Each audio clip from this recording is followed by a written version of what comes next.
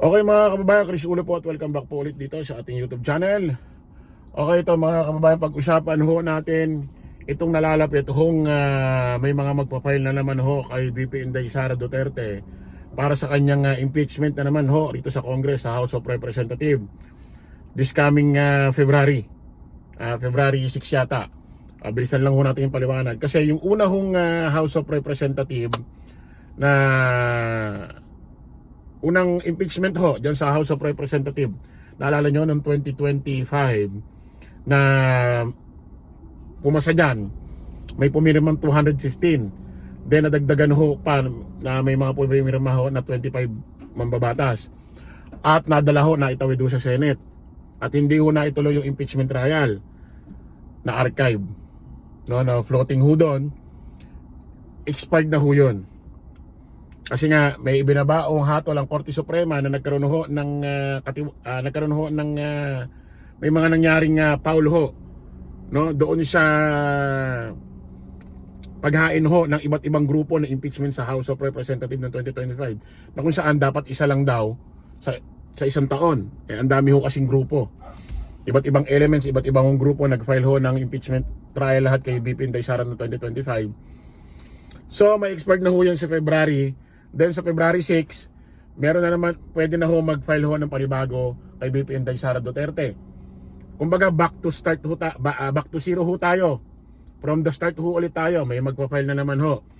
Kaso, hindi na nga ho alam kung makakakuha pa ho ng sapat na bilang itong mga may magpa-file na naman daw na impeachment laban kay VP Inday Sara Duterte sa February 6. Kasi yung mga 200 mahigit na pumirma noong 2025 kay VP Inday Sara sa kanya impeachment at naitawag sa Senate, hindi na ho yun yung kumpleto na mga taga House of Representative Congressman.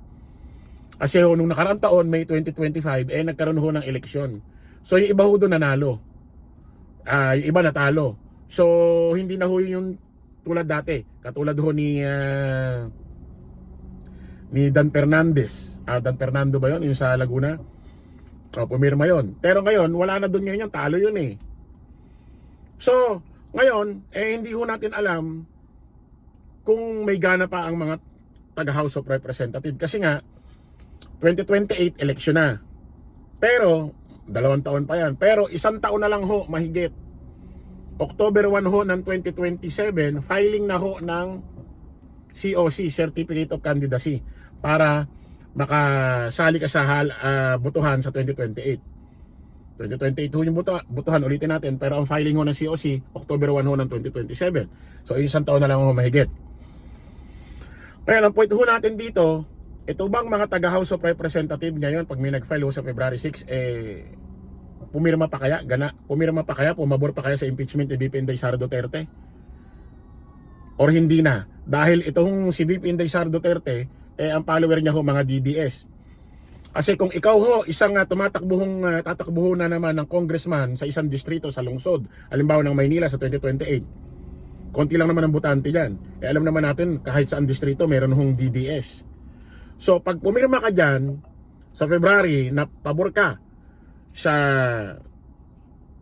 impeachment ni VP Inday Sara Duterte at mababalitaan ng mga DDS yan, especially doon sa distrito itatakbo mo sa 2028, pwedeng hindi ka iboto. Tatandaan ka nila, tatatak sa utak nila yan. So makaka-apekto yun. Iba na ho kasi noong 2025, iba na ho noong 2026. May mga laro na ho ang politiko ngayon. Ngayon pa lang naghahanda na ho yan para sa 2028. Tulad ho nito mga kababayan, si Pulong Duterte nagbanta ho sa mga mambabatas House of Representatives kung sino ho ang papabor sa mga magiging impeachment kay VP Inday Sara Duterte kapag may nag-file ho ngayong February. Pakinggan ho natin para mabilis lang tayo. Bilis si Chris Ulo eh. Nagpasa rin naman si Davao City 1st District Representative Paulo Duterte sa mga mambabatas na posibleng sumuporta sa nilulutong panibagong impeachment laban sa kanyang kapatid na si VP Sara Duterte. Tila minamadali raw ang pagpapatalsik sa bise. Ariya sa frontline sa balita, si Bril Montalvo ng News 5 Mindanao.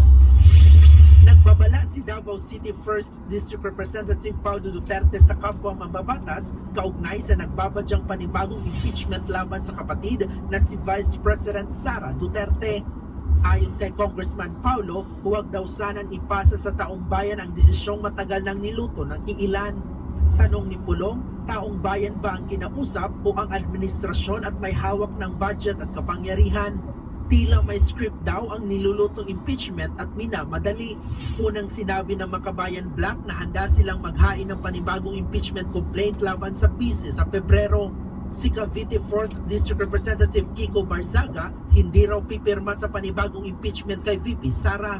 Bagamat naniniwala siyang kailangang busisiin ang paggastos ng confidential funds, mas mabigat umanong issue kung gagamitin ng administrasyon ang pondo ng bayan para impluwensyahan ang mga mambabatas na suportahan ang impeachment laban sa bise. Para naman kay Bicol Saro Party List Representative Terry Ridon, dapat i-verify ang mga testimonya ng nagpakilalang bagman na si Ramil Madriaga kung gagamitin ito sa impeachment complaint. Unang ibinunyag ni Madriaga na mula sa Pogo at drug lords ang ginamit na election funds noon ni VP Sara. Isinumite na sa ombudsman ang testimonya ni Madriaga. Okay, stop na muna natin. Ayan mga kababayan ha. Narinig nyo ha, galing ho kay Pulong Duterte. Ngayon, ito mga kababayan, pakinggan nyo ho itong kagulat-gulat, kabigla-bigla na interview ho ni Congressman Benny Abante. Congressman ho dyan sa isang distrito ho ng Maynila na kung saan dati nung siya'y membro ng Quadcom at nagpunta ho dyan si BP Inday Sara Duterte, pinatawag nila about ho sa kung ano-anong manumalyang korupsyon sa iba't ibang ahensya, OBP, DepEd at kung ano-ano pa. Maanghang ho yung mga salitang binibitawan ho ni Kong Benny Abante. Ngayon ho, hindi na. Pakinggan nyo ho. Ito ho si Kong Benny Abante. Mga kababayan. At naging Kong atras na yata. Hapon po, Kong Benny. Kong Benny. Magandang hapon po. Opo. Magandang hapon sa inyo. Happy New Year ulit. Happy New Year! Kong Ben. Kong Ben. Ayun, kasi close tayo eh.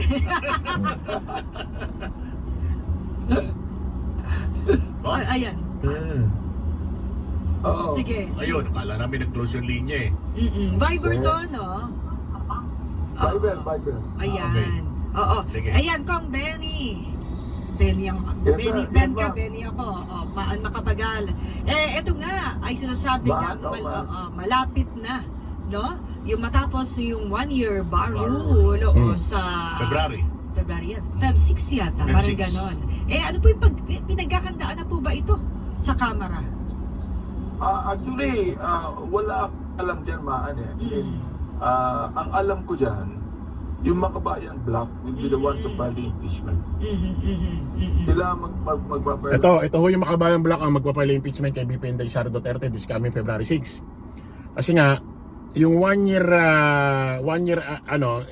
yung unang final ho na impeachment laban kay BP Inday Sara Duterte na pumasa sa Congress, na dinala sa Senate at na-archive doon, wala na yun, wala nang kwenta yun. Back to zero. From the start ho ulit. Kaya ang magpapile ngayon, Makabayan Black. Ngayon, painggan nyo ho ito si Benny Abante na kung saan, kung dati Benny Abante, ngayon Benny atras na. Painggan nyo. Magpapayag ng impeachment. And sinasabi ko din sa mga kasamahan ko, mukhang wala silang masyadong excitement to support. Yun ang alam ko. Oo. Ay, Kaya, so, I don't know kung Makabayan. Ayan, narinig nyo ha. Ito daw ang mga kasamahan niya sa House of Representatives. Walang excitement, walang gagawing suporta dito ho sa impeachment na ipapile ho ng Makabayan Black para kay BP Inday Sara Duterte.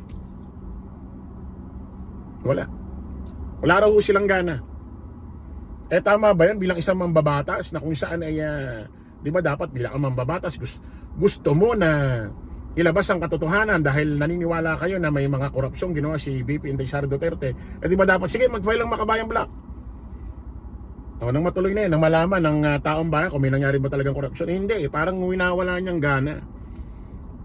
Alam mo yung kahit magpasa ang Makabayan Black ng iba't ibang ebidensya at may probable cause yun, matibay ang ebidensya, kasi re-reviewin niya bago magbobotohan niya, dadalhin sa Senate. Para bang kahit matindi ang ebidensya, mukhang hindi natin malalaman ang katotohanan dahil wala silang gana. Parang ganun yung lumalabas. Depende ho sa mood nila. O, tuloy natin. Kabayan Black yan, maaaring mga anim sila. Pero nakikita ko naman na walang masyadong excitement ng mga administration Congress to support the impeachment. So paano ho yun? Kung hindi suportado ng mga kongresista, paano magiging kapalaran nun na Kong Benny? Magiging baliwala. The thing is, ang Narinig nyo? Para mas interesado pa nga ho yung radio broadcaster ng DCMM kaysa kay Kong Benny Abante na itong impeachment ay maganda, maipasa sa Congress at madala sa Senate ulit. Isipin mo, sabi ng radio broadcaster, paano niya kung wala silang gana at wala silang support? Ay sabi ni Kong Benny Abante, walang kwenta. So, ito ba ang dahilan wala silang kwenta o ang gusto gumantay ng House of Representatives mga congressman Kong Benny Abante? Kasi noong 2025 at ang dating speaker Martin Romualdez ang speaker dyan, nagkaroon ng impeachment, hindi sinuportahan ni Pangulong Bongbong Marcos. Di ba? Hindi niya sinuportahan. Pero nung nagkaroon ng flood control anomaly issue case, sinuportahan ni PBBM kahit ang maaapektuhan yung mga congressman, mga taga-house. Baka ganti nila ito kay PBBM. Dahil may napapabalita na meron daw magpa-file ng impeachment sa House of Representatives laban kay PBBM. So ang mangyayari, wala kayong gana kay VP Inday Sara Duterte pumabor sa kanya impeachment pag may nag-file sa kanya, pero pagdating kay Pangulong Bongbong Marcos, pag may nag-file sa kanya, gaganahan kayo. Ganti nyo ito. Ganti nyo ito dahil nung nagkaroon ng investigasyon sa flood control project at si Pangulong Bongbong Marcos mismo ang unang nanawagan na imbestigahan yan, may mga nabanggit na mga mambabatas na naapektuhan marami sa inyo. Sinuportahan niya at siya nagpa-imbestiga. Pero pagdating sa impeachment trial ni VP Inday Sara Duterte noong 2025, yung mga ginawa niyong pagpirma, hindi niyo sinuportahan. Kaya dapat maging mautak si Pangulong Bongbong Marcos dito. Kita-kita ulit tayo sa panibagong vlog. Bye-bye po.